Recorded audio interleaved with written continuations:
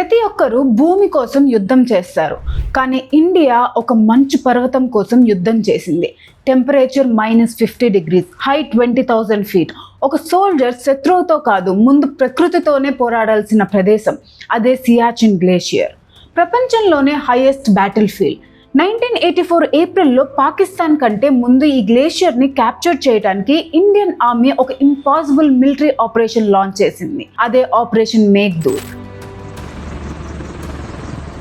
కానీ ఈ గ్లేషియర్ కోసం రెండు దేశాలు ఎందుకు ఫైట్ చేశాయి?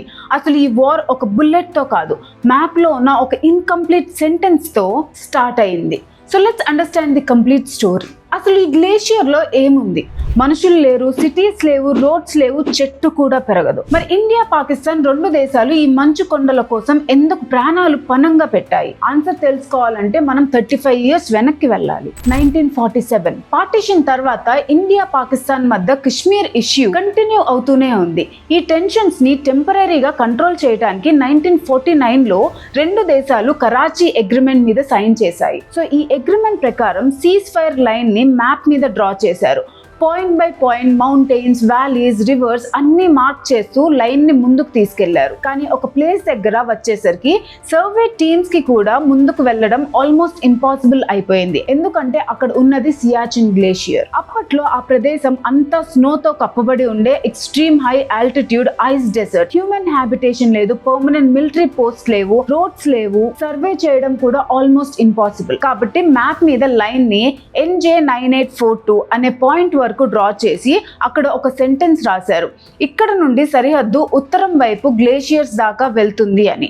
అంతే, ఒక్క సెంటెన్స్, ఒక ఇన్కంప్లీట్ డిస్క్రిప్షన్. ఆ రోజుల్లో అది పెద్ద ఇష్యూలా ఎవరికి అనిపించలేదు. ఎందుకంటే ఈ మంచు కొండలకి ఎవరు వస్తారు అని అందరూ అనుకుంటారు. కానీ హిస్టరీలో చాలా పెద్ద కాన్ఫ్లిక్ట్స్ ఇలాంటి చిన్న మిస్టేక్స్ వల్లే స్టార్ట్ అవుతాయి. ఈ ఇన్కంప్లీట్ సెంటెన్స్ ఫ్యూచర్ జనరేషన్స్ కి ఒక డేంజరస్ అంబిగ్విటీని వదిలేసింది. 1970s వచ్చేసరికి పాకిస్తాన్ ఈ అంబిగ్విటీని ఆపర్చునిటీగా మార్చుకోవడం స్టార్ట్ చేసింది. డైరెక్ట్ గా ఆర్మీని పంపలేదు, బుల్లెట్స్ కూడా ఫైర్ చేయలేదు, కానీ ఇంకా డేంజరస్ స్ట్రాటజీ యూజ్ చేసింది: మ్యాప్స్. ఫారెన్ మౌంటైనీరింగ్ ఎక్స్పిడిషన్స్ కి సియాచిన్ గ్లేషియర్ కి వెళ్ళడానికి పాకిస్తాన్ పర్మిట్స్ ఇష్యూ చేయడం స్టార్ట్ చేసింది. ఇంటర్నేషనల్ మ్యాప్స్ లో కూడా ఆ ఏరియా పాకిస్తాన్ టెరిటరీలా చూపించే ప్రయత్నం చేసింది. మిలిటరీ స్ట్రాటజీలో దీనికి ఒక పేరు ఉంది: కార్టోగ్రాఫిక్ అగ్రెషన్.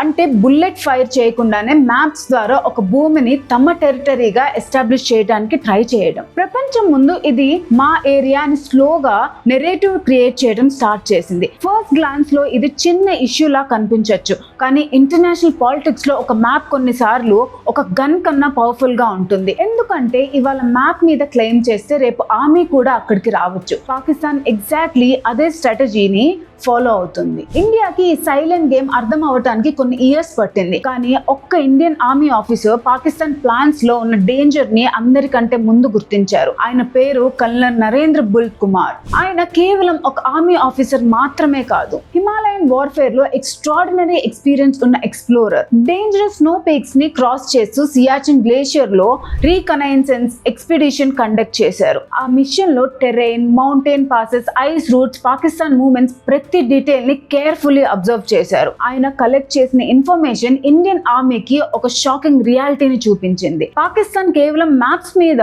క్లెయిమ్ చేయడం మాత్రమే కాదు, ఫ్యూచర్ మిలిటరీ ఆక్యుపేషన్ కోసం కూడా గ్రౌండ్ వర్క్ ప్రిపేర్ చేస్తుంది. 1984 ప్రారంభం. ఇండియన్ ఇంటెలిజెన్స్ కి ఒక అన్ఎక్స్పెక్టెడ్ ఇన్ఫర్మేషన్ వచ్చింది. పాకిస్తాన్ లండన్ లో ఉన్న ఒక మిలిటరీ సప్లయర్ నుండి హెవీ క్వాంటిటీస్ లో ఆర్క్టిక్ వెదర్ క్లోతింగ్ ఆర్డర్ చేసింది. ఆర్డినరీ వింటర్ జాకెట్స్ కాదు, ఎక్స్ట్రీమ్ గ్లేషియర్ వార్ఫేర్ కోసం డిజైన్ చేసిన special snow suits, ice boots, high altitude survival equipment. Military intelligence కి పిక్చర్ మొత్తం క్లియర్ అయిపోయింది. పాకిస్తాన్ సియాచిన్ గ్లేషియర్ మీద మేజర్ ఆపరేషన్ ప్లాన్ చేస్తుంది అని. ఆ ఆపరేషన్ కి కోడ్ నేమ్ ఆపరేషన్ అబాబిల్. టార్గెట్ ఏంటి? May 1st, 1984 లోపు సియాచిన్ గ్లేషియర్ మొత్తాన్ని ఆక్యుపై చేయడం, డామినేటింగ్ మౌంటైన్ పాసెస్ ని క్యాప్చర్ చేసి ఇండియా ముందు పర్మనెంట్ మిలిటరీ అడ్వాంటేజ్ క్రియేట్ చేయడం. ఈ రిపోర్ట్ ఢిల్లీ చేరగానే Indian army highest command immediate గా యాక్షన్ లోకి దిగింది. సిచ్యువేషన్ ఇప్పుడు చాలా సింపుల్. పాకిస్తాన్ ని అటాక్ చేయడం కాదు, పాకిస్తాన్ కంటే ముందు గ్లేషియర్ మీదకి చేరుకోవాలి. ఎందుకంటే హిమాలయస్ లో ఒక గోల్డెన్ రూల్ ఉంటుంది: whoever control the heights control the battlefield. ఒకసారి పాకిస్తాన్ సియాలా, బిలఫోన్లా లాంటి మౌంటైన్ పాసెస్ క్యాప్చర్ చేస్తే వాళ్ళని కిందకి దింపటం ఆల్మోస్ట్ ఇంపాసిబుల్. అంటే వార్ స్టార్ట్ అవ్వకముందే ఇండియా స్ట్రాటజిక్ డిసడ్వాంటేజ్ లో పడిపోతుంది. కాబట్టి టైం ఇప్పుడు గ్రేటెస్ట్ ఎనిమీ. ప్రతి రోజు ప్రతి గంట వాల్యుబుల్. మిలిటరీ ప్లానర్స్ దగ్గర ఒక డెసిషన్ మాత్రమే మిగిలింది, స్ట్రైక్ ఫస్ట్. పాకిస్తాన్ May 1 కోసం ప్రిపేర్ అవుతుంటే ఇండియా ఆ డేట్ కోసం వెయిట్ చేయలేదు. ఆపరేషన్ అబాబిల్ ని స్టాప్ చేయడానికి ఒక సీక్రెట్ కౌంటర్ ఆపరేషన్ రెడీ చేసింది. దాని code name operation Meghdoot. Date fix అయింది 13th April 1984, వైశాఖి పండుగ రోజు. వరల్డ్ లోనే హైయెస్ట్ బ్యాటిల్ ఫీల్డ్ పై హిస్టరీ క్రియేట్ చేయబోయే మిషన్ స్టార్ట్ కాబోతుంది. కానీ 20,000 feet హైట్ లో -50 degrees టెంపరేచర్ లో ఇండియన్ సోల్జర్స్ ని గ్లేషియర్ మీదకి ఎలా చేర్చారు, పాకిస్తాన్ కంటే ముందు సియాలా, బిలఫోల్లా ఎలా క్యాప్చర్ చేశారు, అదే మన operation Meghdoot climax. So 13th April 1984 Vaisakhi పండుగ రోజు తెల్లవారుజామున హిమాలయస్ పైన ఒక సీక్రెట్ మిలిటరీ ఆపరేషన్ స్టార్ట్ అయింది. దాని code name operation Meghdoot. Military planners కి ఒక విషయం క్లియర్ గా తెలుసు, పాకిస్తాన్ May 1 వరకు వెయిట్ చేస్తుంది, కానీ ఇండియా వెయిట్ చేయలేదు. ఎనిమీ మూవ్ చేయకముందే బ్యాటిల్ ఫీల్డ్ ని క్యాప్చర్ చేయాలని డిసైడ్ అయింది. కానీ ఆపరేషన్ ప్లాన్ చేయడం ఒక్కటే కాదు, దాన్ని ఎగ్జిక్యూట్ చేయడం వేరే ఛాలెంజ్. ఇమాజిన్ చేయండి, 20,000 feet height, -50 degrees temperature, oxygen sea level తో కంపేర్ చేస్తే సగానికి కూడా తక్కువ. ఒక సోల్జర్ అక్కడ కొన్ని నిమిషాలు నిలబడటం కూడా కష్టం. అలాంటి ప్లేస్ కి hundreds of soldiers, weapons, ammunition, food, medical supplies ఇవన్నీ ఎలా తీసుకెళ్లాలి? రోడ్స్ లేవు, వెహికల్స్ వెళ్ళవు, వాకింగ్ చేస్తే డేస్ పడుతుంది. కాబట్టి ఇండియన్ ఎయిర్ ఫోర్స్ హిస్టరీలో ఒక ఇంపాసిబుల్ మిషన్ యాక్సెప్ట్ చేసింది. Indian air force Cheetah helicopters extreme high altitude mission start చేశాయి. ప్రతి సాటి ఒక లైఫ్ అండ్ డెత్ మిషన్.